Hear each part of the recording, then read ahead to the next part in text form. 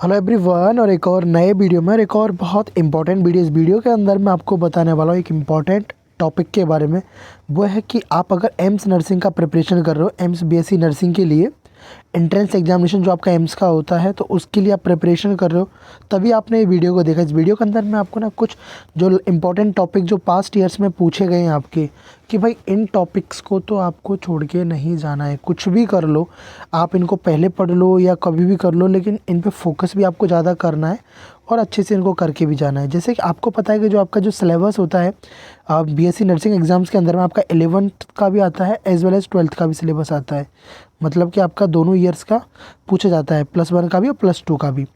तो सबसे पहले मैं इसमें आपको बताता हूँ बायोलॉजी के अंदर में आपको कौन कौन से टॉपिक्स पे इनको छोड़ के नहीं जाना है। तो इस वीडियो को अच्छे से देखना। आपको ये वीडियो अच्छा लगे तो लाइक भी कर देना और चैनल को सब्सक्राइब करके बने रहना। मैं ऐसी इन्फॉर्मेटिव वीडियोज़ आपको आगे बनाता रहूँगा, और जब तक कि आपको कॉलेज नहीं मिल जाएगा तब तक मैं आपको गाइड करता रहूँगा। तो इसको सब्सक्राइब करके बने रहना, कोई भी अपडेट आप मिस नहीं कर पाओगे। देखो, सबसे पहले तो आपको पता है जो आपका सेल स्ट्रक्चर वाला जो है, आपके जो 2 चैप्टर आता है आपका। एक तो सेल बायोलॉजी में आपके पहले तो जो आपका सेल का जो इंट्रोडक्शन वाला आता है ना, जिसमें माइटोकॉन्ड्रिया और जो सेल ऑर्गेनल्स के बारे में पढ़ते हैं, और एक आता है आपका सेल डिवीज़न।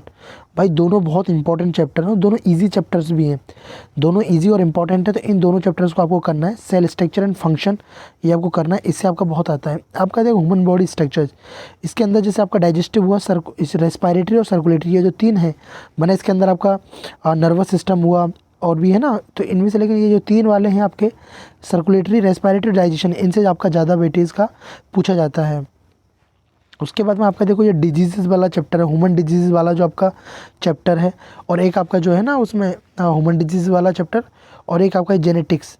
ठीक है ना, जेनेटिक्स पे आपको फोकस करना है। जेनेटिक्स में आपको ये पूरा ही जेनेटिक्स आपका मेंडेलियन जेनेटिक्स जो आपका मेंडल वाला था। उसके बाद में आपका translation, transcription, replication and transcription, वो जो सब आपका जो था मॉलिक्यूलर बायोलॉजी वाला था, उन दोनों को आपको करना है। और एवोल्यूशन, तो इस पे आपको बहुत ज़्यादा फोकस करना है। आपको इसमें अच्छा खासा इसमें मार्क्स आपको ये दे देगा इन चैप्टर्स पे।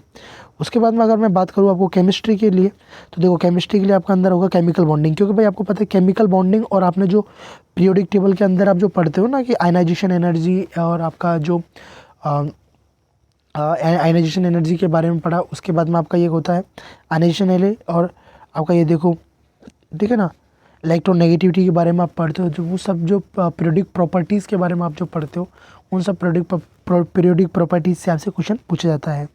उसके बाद देखिए इक्विलिब्रियम से आपसे पूछता है, रेडॉक्स रिएक्शन से आपसे इसमें क्वेश्चन पूछता है, और हाइड्रोकार्बन से पूछता है। तो इनको आपको करके जाना है, मतलब इनको छोड़ना नहीं। देखो, अगर आपको सिलेक्शन चाहिए, आपको एडमिशन लेना है, तो भाई आपको तो 100% सिलेबस करके जाना है। इस चीज़ को आपको ध्यान रखना है। अगर एडमिशन लेना है तो 100% सिलेबस करके, क्योंकि आपको पता है cut off day by day क्या हो रहा है, आपका इंक्रीज़ होता जा रहा है, कट ऑफ बढ़ता जा रहा है। तो भाई आपको क्या करना है, अगर एडमिशन लेना है तो भाई अच्छे से सिलेबस करके आपको जाना है। फिजिक्स के लिए laws of motion, work, power, energy हुआ, और देखो ये साउंड हुआ, और देखो लाइट एंड ऑप्टिक्स वाला हुआ। तो ये सबसे आपका ज़्यादा क्वेश्चन पूछा जाता है, तो इनको आपको पहले कर लेना है। उसके बाद में आपका बचा, तो देखो ये तो आपका रहा, क्योंकि इनसे पूछा जाएगा 30 क्वेश्चन आपका, इनसे पूछा जाएगा 30 क्वेश्चन इनसे, 30 क्वेश्चन इनसे। अब ये नहीं कि इन्हीं सिलेबस है, इनसे मतलब मेजर क्वेश्चन आपसे इनसे पूछे जाएंगे, लेकिन आपको करना सब कुछ है। ठीक है ना।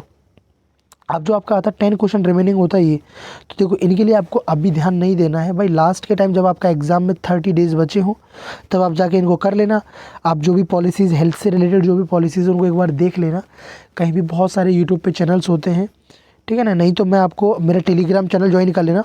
आपको जब भी एग्ज़ाम होगा तो जो भी मुझे कुछ इंपॉर्टेंट लगेगा आपके लिए रिलेटेड, या हेल्थ से पॉलिसी से रिलेटेड कोई भी होगा, या नेशनल इंटरनेशनल इवेंट्स होगा, तो उनका पीडीएफ मैं आपको टेलीग्राम चैनल पे प्रोवाइड कर दूंगा, या इस चैनल पे ना, या वीडियो बना दूंगा, नहीं तो टेलीग्राम पे प्रोवाइड कर दूंगा। आप उनको भी देख के चले जाओगे तो एक ना एक क्वेश्चन आपको उसमें से दिख जाएगा। आपको एक क्वेश्चन भी आप उसमें से अगर बना पा लोगे तो समझो आप इतने लोगों से आगे पहुँच जाओगे। ठीक है ना।